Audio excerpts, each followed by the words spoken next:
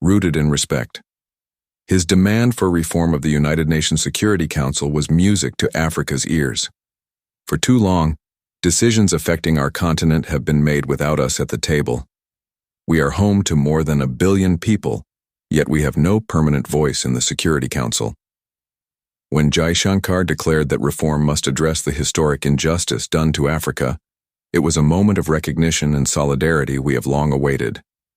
His vision extended beyond geopolitics to technology as well, as he spoke of artificial intelligence not as a threat, but as a tool for inclusion and human development, where impact and fairness must be the guiding principles. What impressed me most was the balance of his speech, criticism coupled with solutions, honesty about current failures combined with optimism about future possibilities. Too many speeches at international forums are either entirely negative or naively positive, but Jaishankar managed to do both. Expose the failures of the system while presenting an alternative vision. He reminded us that islands of prosperity cannot flourish in an ocean of turbulence, capturing in a single line why the global South must rise together. His vision of reformed multilateralism was not about isolation or nationalism, but about more inclusive, more just cooperation that serves all humanity, not just the privileged few. For Africa, his words were a call to action. He showed us that leadership today must be confident but not arrogant, critical but not destructive, proud of heritage, yet committed to progress. He reminded us that we too are a civilizational continent, the birthplace of humanity, philosophy, mathematics, and medicine, and we must carry this confidence into international relations. The global South is no longer a passive actor, it is a rising force. India and Africa are natural partners in this transformation, sharing histories of colonial struggle, challenges of development, and the determination to protect sovereignty. Jaishankar did not speak in the language of great power rivalry, but in the language of justice, fairness, and solidarity.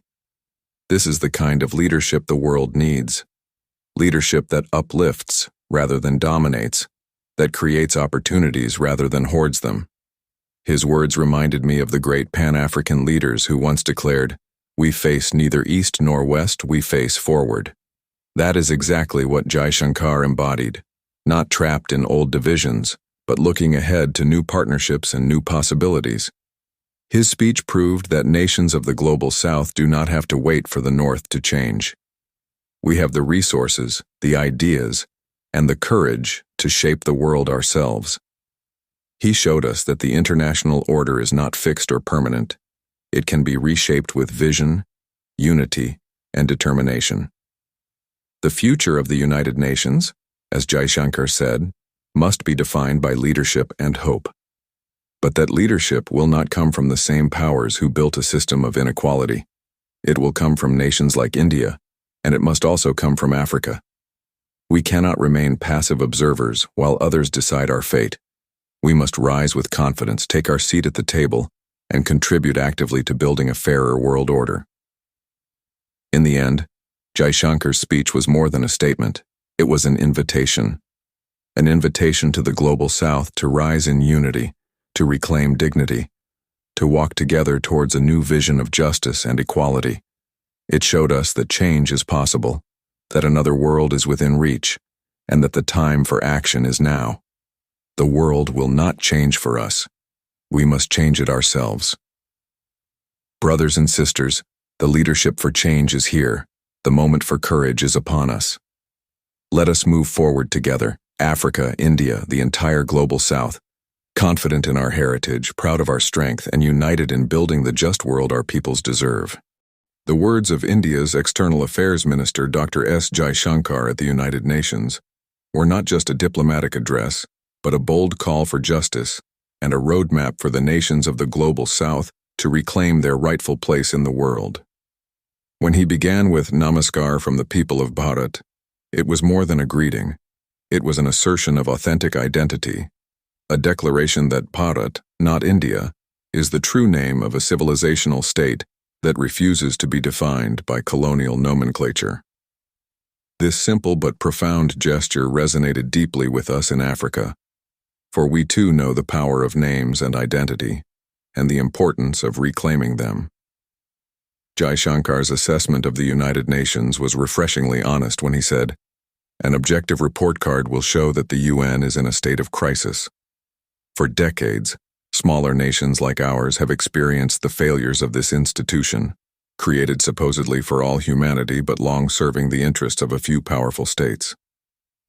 His honesty was a relief in a forum where empty diplomacy usually rules. When he spoke about the global conflicts of Ukraine and the Middle East dominating attention while innumerable other crises go unreported, I felt a deep recognition. How many wars and tragedies in Africa have gone unnoticed by the international community? How many times have our people suffered without acknowledgement simply because our suffering was not geopolitically convenient to highlight? Jaishankar's words validated our long experience of marginalization. Even more powerful was his directness about terrorism.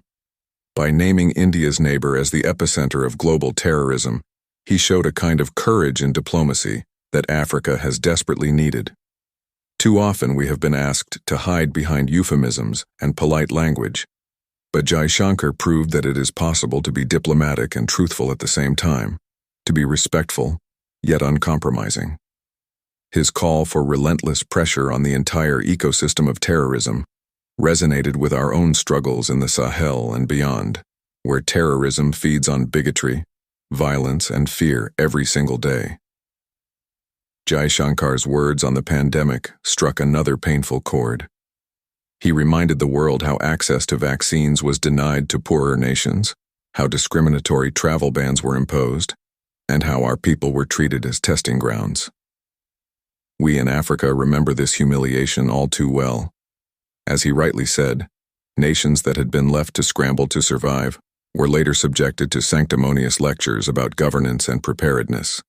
His words captured perfectly the hypocrisy and neo-colonial mindset that still defines so much of international relations. And yet, his speech was not just about exposing injustice but about offering solutions. He spoke of three guiding principles: Atmanirbhar, self-reliance; Atmaraksha, self-defense; and Atma Vishwas, self-confidence. These ideas are exactly what Africa too must embrace. Self-reliance does not mean isolation, but intelligent interdependence, using our vast resources, developing our talents, and refusing to remain dependent on others. Self-defense is not limited to military strength, but also includes defending our values, our sovereignty, and our right to govern ourselves on our own terms. And self-confidence is perhaps the most crucial. The courage to recognize that Africa is not weak or poor, but the youngest continent, the source of humanity's oldest civilizations, and the repository of resources that power the modern world. What made Jaishankar's message even more credible was that it was backed by action. He pointed to India's 600 development projects in 78 countries, India's role as first responder providing food, fertilizer, and fuel to its neighbors, and the presence of Indian peacekeepers across Africa, in Congo, Somalia, South Sudan, and elsewhere. This is South-South cooperation in practice, not theory. Unlike the dominance of the old powers, this is partnership,